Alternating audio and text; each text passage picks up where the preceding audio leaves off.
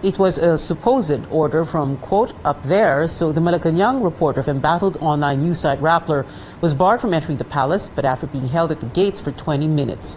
Our AZ Nichols tells us what happened next. In a series of tweets past 10 a.m. Tuesday, Rappler reporter Pia Renada said presidential security personnel barred her from entering the gates of Malacanang's new executive building, or NEB. She said Corporal Mark Anthony Sempron of the Presidential Security Group, or PSG, who was at the guardhouse by the gate, asked for her identification, then told her she could not enter. A video she posted online shows Sempron trying to convince her not to record the incident on her smartphone. He explains he's just following orders. Sino po yung nagbaba ng order? Galing sa operation po namin. Kailan po? Kanina lang po. Huwag na po tayo mag-video. Malacanang reporters attend regular palace briefings and do their work at the NEB. Renada had come to attend the 11 a.m. briefing by presidential spokesman Harry Roque. She asked for help from Malacanang Media Relations Undersecretary Mia Reyes and was allowed to enter the building after 20 minutes. She was also allowed to attend Roque's press briefing. May isa pang PSG personnel na pumunta sa guardhouse. Tapos sabi niya na na-clarify na daw nila yung original order. Apparently, nagkamali lang sa unang dissemination. Bawal lang daw ako pumasok sa Malacanang Palace itself, pero pwede sa NEB. The incident happened a day after a Senate hearing on a controversial frigate deal allegedly involving Special Assistant to the President Bongo. The inquiry stemmed from reports of the Philippine Daily Inquirer and Rappler that said Go backed a South Korean company to supply 2 frigates to the Navy. During the hearing, Go repeatedly called Rappler and the Philippine Daily Inquirer fake news. During the press briefing, Renada asked presidential spokesman Harry Roque about the incident, and the exchange became an argument. Roque maintained Malacanang's position that Rappler is foreign-controlled and peddled fake news. Renada clarified if tagging reports scrutinizing the government as fake news is a government policy. May we know if it's the policy of this administration to call every single report it finds negative, despite vetted documents, as fake news? You are resorting to editorializing stories when in the first place you should be sticking it out to facts. But Roque assured Renada she could cover press briefings and palace events, at least until Rappler's case questioning a Security and Exchange Commission decision shutting it down for violating a constitutional provision against foreign ownership of media is resolved by the Court of Appeals. If the SEC ruling becomes final and executory, Roque said Rappler can cover President Duterte and Malacanang events either as a member of the Foreign Correspondents Association of the Philippines, or FOCAP, or as bloggers. Foreign reporters are not allowed to cover presidential events regularly, but only on a per-event basis. If the decision of the SEC is upheld, that Rappler is controlled by foreigners, then they can cover as members of FOCAP. A second alternative is for them to seek accreditation from Mocha Uson, but I don't think they would want that. Roque clarified the government would never curtail press freedom, but added that access to the palace grounds comes with certain rules and security measures. Now we're getting a clarification from Deputy Executive Secretary Minato Guevara, as shared by Pia Renada in the Malacanang Press Corps Viber group.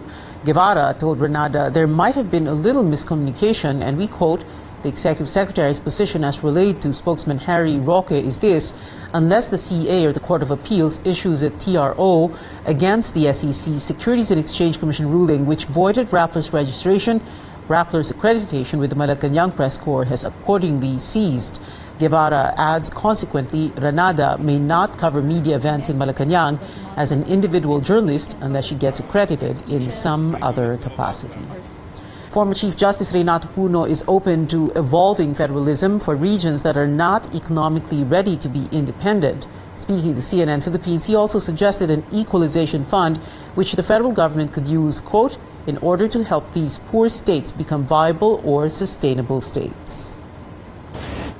Really, the data analytics will show that there are certain regions which cannot make it. Yeah. That is not an automatic hindrance for us to become a federal government.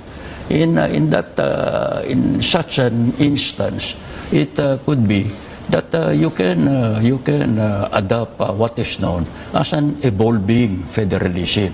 In other words, those states or regions which cannot make it at this time will be allowed to evolve at their own speed to become full states. Puno is chairman of the consultative committee tasked with reviewing the 1987 Constitution. Committee members held their first session yesterday. They target to submit their report to the president before he delivers his third State of the Nation address in July. Catch Puno's full interview in the replay of The Source tonight at 7:30. How will the government solve a problem like the MRT? That was the center of today's discussion at the Senate with lawmakers and transportation officials. But amid the daily challenges hounding the aging train line, a glimmer of hope for its passengers. Our senior correspondent, Cecil Gonzalo, joins us live from the Senate. Cecil, let's go first with the good news. PIA transportation officials are expecting improvements in the services of MRT by the end of the month as they see the number of trains to grow to 10 from the current 3 to 7. That is because they are expecting the arrival of spare parts, and also they are hoping that there will be no more breakdowns, at least in the next couple of days.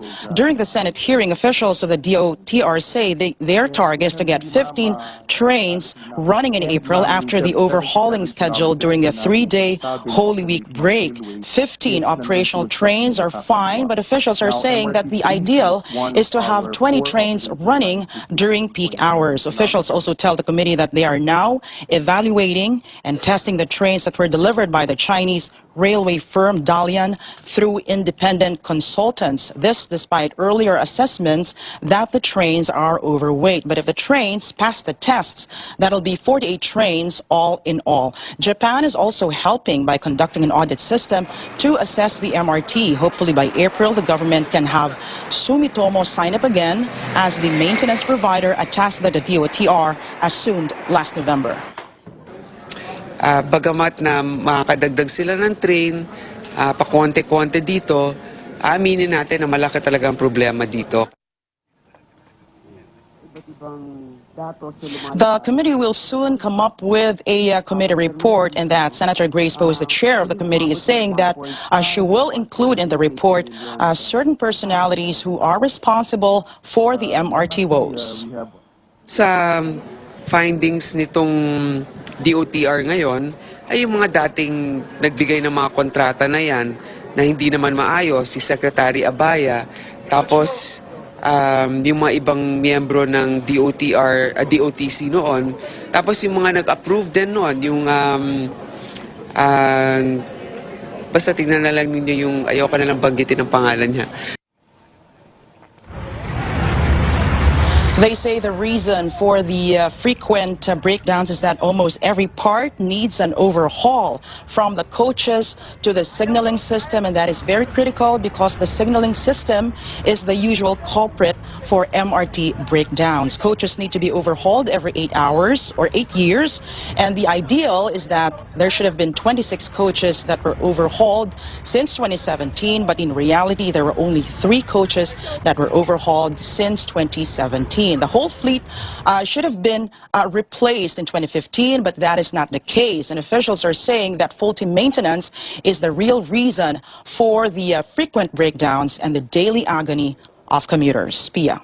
Well, Cecil, the question is, are we as taxpayers getting our fair share? The government paying for everything.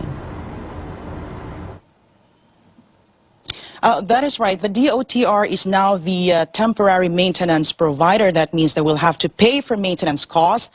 And the maintenance cost for this year is pegged at 1.7 billion pesos, and that is a lot of money. That's why consumer groups are demanding for an explanation, and they need to be guided on preparations and measures should there be worst case scenarios that will arise. Pia. Cecil Lardizabal there reporting live from the Senate. Philippine officials say there is no deal yet to regulate the Filipino workforce in Kuwait.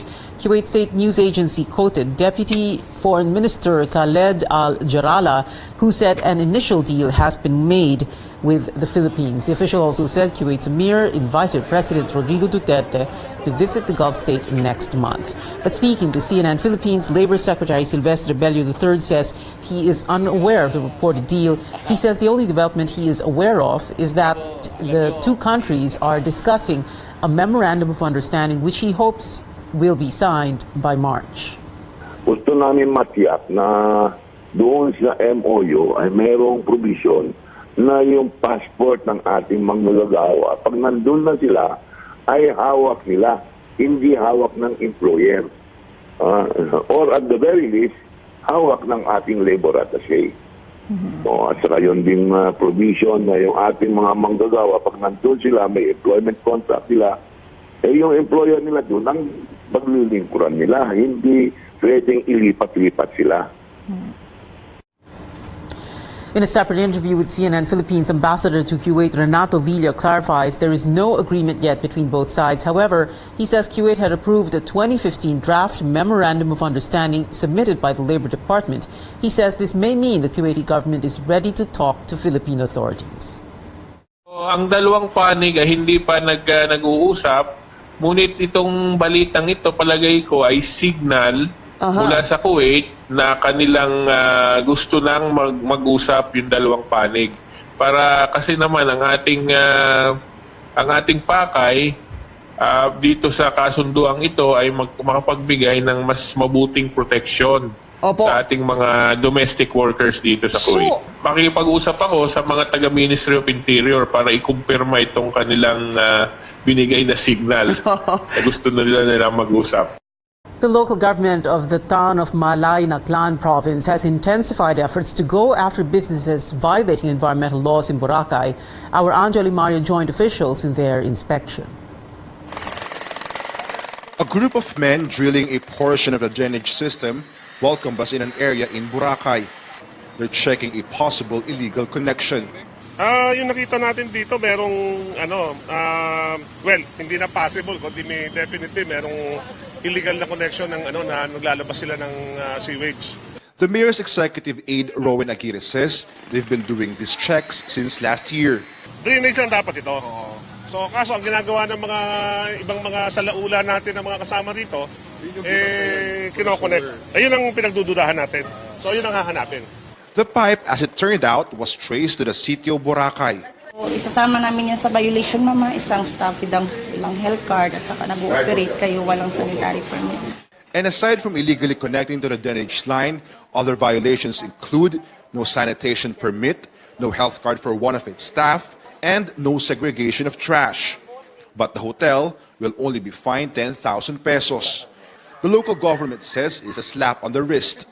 Sa local government code kasi, yun ang maximum na penalty na pwede nating ipataw. But the hotel distances itself from the problem, shifting the blame on its contractor. Kasi contractor lang po talaga namin kasi parang pumasok lang po kami ngayon January dito sa building. Tapos na po. And it's not over. The restaurant inside the hotel also faces a number of violations. Residents welcome the local government's crackdown on violating establishments. Pero okay naman sa amin na makita lahat, yung mga violators. At least kami, unfair din sa amin di ba? Kayo sumusunod Kami sumusunod, tapos sila. Malalaki nga silang negosyante, pero... Yun lang gusto namin, na malinis itong Boracay. Kasi kami nga rito, gusto namin na walang maano sa amin Tapos yung iba, sinisira nila yung ng Boracay. Environment Secretary Roy Simato in an event vows to vigorously carry out the President's order to clean up Boracay.